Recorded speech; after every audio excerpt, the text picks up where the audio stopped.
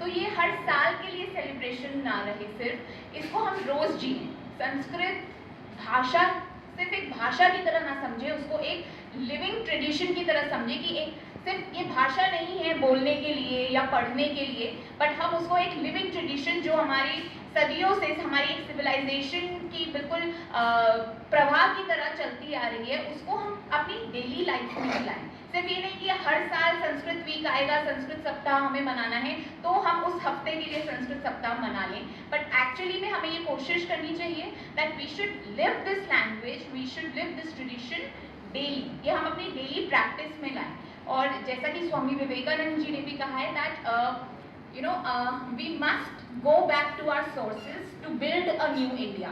एक नया भारत शायद तभी बन सकेगा जब हम वापस अपने वेदों की ओर, अपने उपनिषदों की ओर लौटेंगे। और जो बहुत ज़रूरी है, ज़रूरी नहीं है कि जब हम फिलॉसफी की बात करें तो हम इमैनुअल कैंट या हम हीगल की ही बात करें। अगर हम फिलॉसफी की बात करें तो हमें पतंजलि की भी बात करनी आनी चाहिए, या हमें पाणिनि के बारे में भी उतना ही पता होना चाहिए जितना हम चॉम्स्की के बारे में आज बात करते हैं। और अगर हम साइंस की भी बात कर रहे हैं तो हम सिर्फ न्यूटन की बात ना करें, हम आर्यभट्ट की भी बात करें।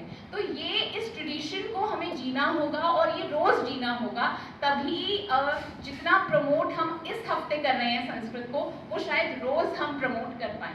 So with just this message and just a request that don't think Sanskrit as a language, just live it as a tradition। It is a living tradition and we have to continue it। अपने minds को बहुत defoliate करने की ज़रूरत है कि उसको पिछड़ा हुआ ना समझ के आज हम वही संस्कृत को वही दर्जा दें जो सिर्फ भाषणों में ना हो और अपनी डेली लाइफ में हम उसको उतारें। Thank you so much.